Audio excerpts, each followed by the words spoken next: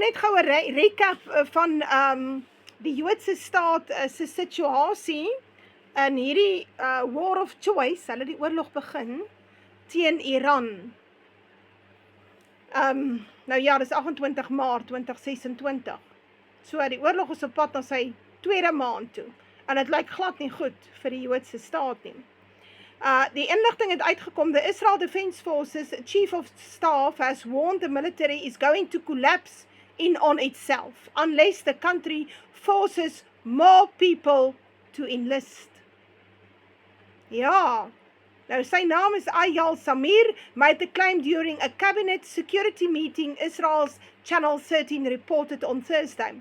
Right now, the IDF needs a conscription law, a reserve duty law, and a law to exempt mandatory service. Now, same. The channel quoted him as saying, before long, the IDF will not be ready for its routine missions and the reserve system will not last.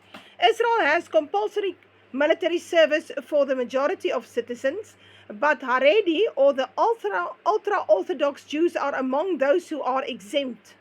'n Draft, dis nou daai ou met die wiekies, met die krulletjies, lyk of hulle vlegseltjies dra. Jews are among those who are exempt. A draft bill aimed at ending this exemption has ignited widespread controversy. Israel has compulsory military service, volgende paragraaf. After 2.5 years of carrying out a genocide in Gaza, large number of IDF troops are reportedly exhausted amid reports of thousands suffering from severe PTSD. The IDF is now fighting on multiple fronts. Ja, jy sal leef van jou swaard. Esau sal leef van sy swaard. Dit is die vloek wat op Esau rus. Hulle leef nie van landbou nie. Dit is wat die blanke doen. Kom ek lees verder. Shortly after launching the illegal and unprovoked war on Iran in late February, it also illegally invaded Lebanon to seize more land there. Want dit gaan oor die Greater Israel Project. Hezbollah forces have reportedly mounted fierce resistance and say they have destroyed 10 invading tanks in 2 ambushes. So dit gaan glad nie goed met die IDF nie, die Jode se weermag. En wat beteken, hulle moet baie strenger begin optree en nou van hierdie godsdienstige Jode begin draft. Nou so 2 jaar terug, toe ek 'n droomvisie hier vir julle neergesit. Toe sê ek het gesien dat dinge so ernstig sleg gaan met die Jode staat, dat hulle dit heeltemal teen die wet maak om te praat teen die draft. So jy mag nie skryf teen die draft nie, jy mag nie praat teen die draft nie, geen media, geen sosiale media nie, en dat hulle jou letterlik teregstel, jy kry die doodstraf, as hulle jou vang, praat teen die draft.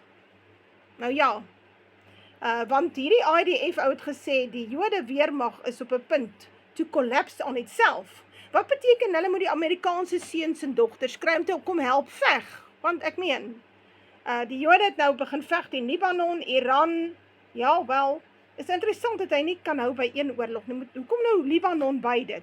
Maar dit gaan daaroor dat in die chaos kan ons dalk nou nog grond steel. Dis eintlik waaroor dit gaan.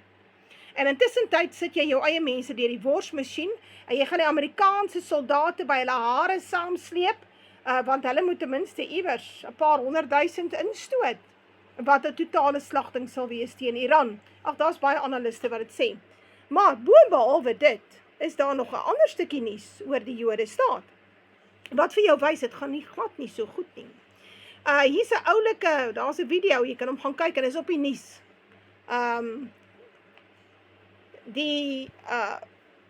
It's time for them to act. Netanyahu calls on world leaders to join up with the US-Israel war on Iran.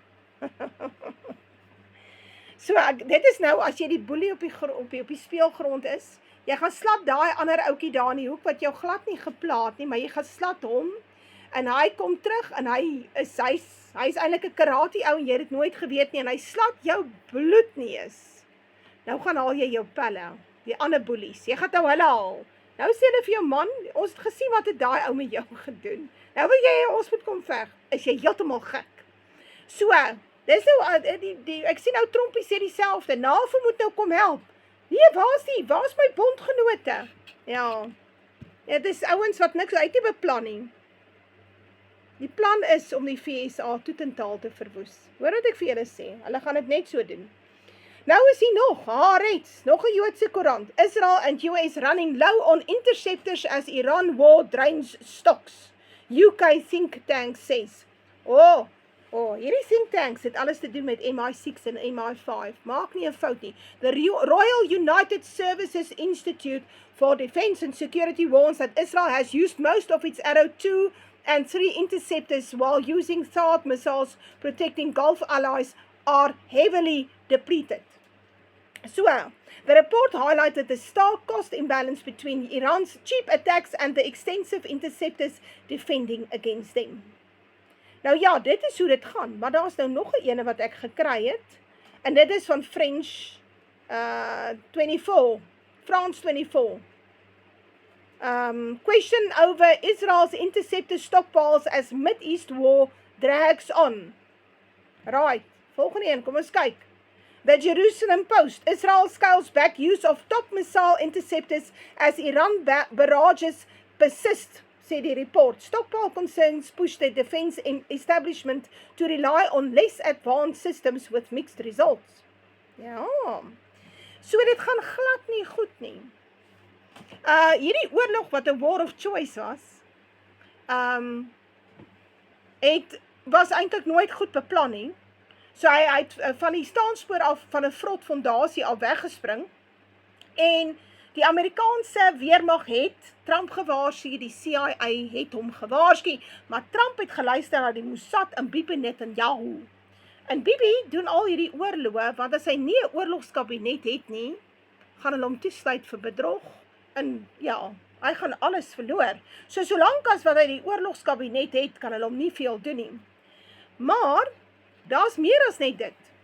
Hierdie klomp radarstelsels en militêre basisse wat die Amerikaners daar gaan neersit het, wel, die verwoes die Iranese so stukkie by stukkie. In so 'n mate dat hulle toe sommer in die nag daai radarstelsels daar in Suid-Korea gaan afhaal het, wat aan die VSA behoort, en dit nou op 'n skip gelaai het, seker op 'n vliegtuig, om dit te vervoer daar na die Midde-Ooste toe, sodat hulle kan probeer om die Jodestaat genoeg waarskuwing te kan gee van die missiele wat inkom. Nou, maar wat help het jy die waarskuwing van die missiele en die drones wat inkom, jy kan nie afskiet nie. Hierdie hele idee van ons gaan goedjies afskiet, is 'n leuen gewees van die begin af. Dit was 'n geldmaakleuen. Hierdie kontrakteurs wat kontrakteer vir die Amerikaanse weermag, ja, en hierdie groot tenders kry met hulle duur missiele. Kyk, die VSA se oorlogstoerusting is verskriklik duur as jy dit vergelyk met die Iranese. Hulle hardloop op $10,000 en $20,000 drones. En met hierdie, hulle noem dit asymmetric warfare, is die Iranese besig om te wen. So ja, Iran is 'n groot land, daar bly baie mense. Al het jy 500,000 Amerikaanse soldate, en al roep jy al 9 miljoen Jode op in die Joodse staat, gaan jy nog steeds die pak slaaf van jou lewe kry. En dit laat mense wonder, gaan die Jode 1 of 2 of 3 atoombomme gooi, want een gaan nie help nie, jy moet 'n hele paar gooi, en hoop dit werk. En dan gaan ons sien dat die Russe radikaal betrokke raak. So iets anders nou moet daar gebeur. Wat daar gaan gebeur, weet ek nie. En ek dink daar is 'n baie goeie kans dat hulle dalk sal oorgaan tot laser warfare of enigiets in daai rigting. Goed wat 'n mens nou nog nie gesien het nie. En die VSA en die Jode is desperaat. Nou, jy weet, benoude katte maak benoude spronge, né? En wat beteken, hulle gaan dalk goed doen wat 'n mens normaalweg nie behoort te doen nie. Die VSA wil nie erken hy het hierdie oorlog verloor nie. Hy het die oorlog verloor al in die eerste week, toe die radarstelsels afgeskiet is. En nou gaan Trump seuns offer vir sy ego en sy malligheid. En Bibi Netanyahu wil sy eie volksgenote offer. En soos ek sê, hulle gaan hierdie draadstelsel inbring.